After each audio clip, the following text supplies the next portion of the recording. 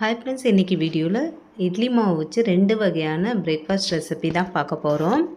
அதில் ஃபர்ஸ்ட் ரெசிபிக்கு வந்து 1 கப் அளவு இட்லி மாவு, கொஞ்சம் திக்கான மாவை பார்த்து எடுத்துக்கோங்க. இப்போ ஒரு மிக்ஸி ஜாரில் 1 கைப்பிடி அளவு மல்லி இலை, புதினா வந்து நல்லா கழுவிட்டு சேர்த்துக்கலாம். இது கூடவே காரத்துக்கு ஏற்றப்பில் 1 பச்சை மிளகாய் வந்து சேர்த்துக்கிறேன். ஒரு சின்ன துண்டு இஞ்சி வந்து தோல் எடுத்துகிட்டு அதை வந்து சேர்த்துக்கலாம். இது கூடவே 2 பல் பூண்டு சேர்த்துக்கிறேன். பூண்டோட ஃப்ளேவர் பிடிக்கும் அப்படின்னா சேர்த்துக்கோங்க. இப்போ இதில் கொஞ்சமாக தண்ணி சேர்த்து நல்லா அரைச்சி எடுத்துக்கலாம். அரைச்சி இந்த பேஸ்ட்டை வந்து இந்த மாவோடு கலந்துக்கலாம்.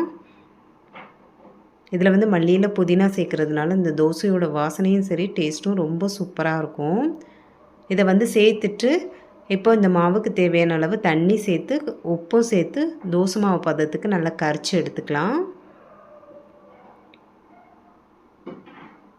கொஞ்சம் திக்காக இருந்துச்சு அப்படின்னா கொஞ்சம் கூட தண்ணி சேர்த்துட்டு நல்லா கரைச்சி எடுத்துக்கலாம். இப்போ தோசைக்கல் சூடு பண்ணிவிட்டு எப்பவும் போல் தோசை ஊற்றிக்கலாம்.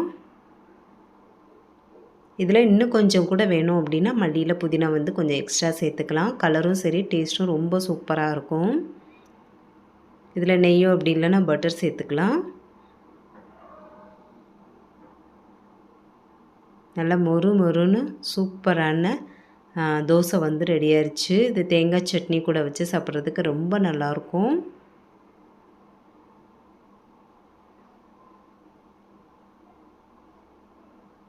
இது வந்து திருப்பிலாம் போட வேணாம், அப்படியே வந்து எடுத்துருங்க. ரொம்பவே சூப்பரான ஹெல்த்தியான ஒரு தோசை வந்து ரெடி ஆயிடுச்சு. டெய்லியும் நார்மலாக தோசை செஞ்சு சாப்பிட்றதுக்கு இந்த மாதிரி கொஞ்சம் வித்தியாசமாக செஞ்சு பாருங்கள். ரொம்பவே டேஸ்ட்டு சூப்பராக இருக்கும். எல்லோரும் விரும்பியும் சாப்பிடுவாங்க. அடுத்த ரெசிபி என்னென்னு பார்க்கலாம்.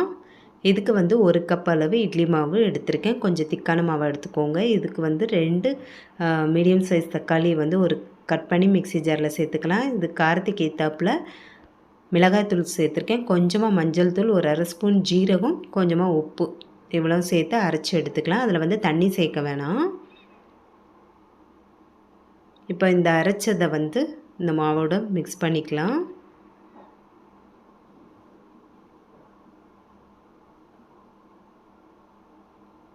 இன்னும் கொஞ்சம் கூட தண்ணி சேர்த்துட்டு இதே வந்து தோசை மாவு பதத்துக்கு நல்லா கரைச்சி எடுத்துக்கலாம். இப்போ இதுக்கு வந்து ஒரு தாளிப்பு கொடுத்துடலாம். கொஞ்சமாக எண்ணெயில் வந்து கடுகு சேர்த்துருக்கேன்.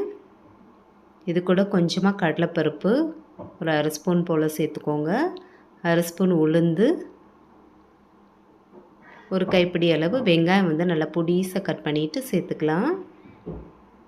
கொஞ்சமாக கருவேப்பிலையும் வந்து சேர்த்துக்கிறேன். இதெல்லாம் சேர்த்து நல்லா வதக்கி விட்டுருங்க. வெங்காயம் வந்து கலரில் மாற வேணாம், லைட்டாக வதங்கினா போதும். இப்போ இதை வந்து இந்த மாவில் வந்து சேர்த்துக்கலாம். சூடோடையே வந்து சேர்த்துருங்க. சேர்த்துட்டு நல்லா மிக்ஸ் பண்ணி விட்டுடலாம். இந்த கடலைப்பருப்புலாம் சேர்த்துருக்கிறதுனால இது சாப்பிடும்போது நல்ல டேஸ்ட்டாக இருக்கும். இதில் வந்து வேணும்னா தேங்காய் கூட சின்ன சின்னதாக கட் பண்ணிவிட்டு எண்ணெயில் அப்படி இல்லைன்னா நெய்யில் வறுத்துட்டு கூட சேர்த்துக்கலாம். அப்படின்னா துருவின தேங்காய் கூட சேர்த்துக்கலாம். இப்போ பனியாரக்கல் சூடு பண்ணிவிட்டு ஒவ்வொரு குழியிலேயே வந்து இந்த மிக்ஸ் பண்ணி வச்சுருக்க மாவை வந்து சேர்த்துக்கலாம். மீடியம் ஹீட்டில் வச்சுட்டு வேக வச்சு எடுத்துக்கோங்க. ஒரு சைடு வெந்ததுக்கப்புறமா திருப்பி போட்டுக்கலாம். இதுவுமே வந்து தோசை மாதிரி தான், கலரும் சரி, டேஸ்ட்டும் சூப்பராக இருக்கும். எப்போவும் இட்லி தோசை அப்படியே சாப்பிட்றதுக்கு கொஞ்சம் டிஃப்ரெண்ட்டாக இந்த மாதிரி செஞ்சு கொடுத்து பாருங்கள். எல்லாருமே வந்து விரும்பி சாப்பிடுவாங்க. நான் ரொம்ப ஈஸியாகவுமே செஞ்சிடலாம். இது குழந்தைங்களுக்கு லஞ்ச் பாக்ஸுக்கு கூட கொடுத்து விடலாம். ரொம்ப ஹெல்த்தியான ரெசிப்பியும் கூட. கண்டிப்பாக ட்ரை பண்ணி பாருங்கள். ரொம்பவே டேஸ்ட்டும் சூப்பராக இருக்கும்.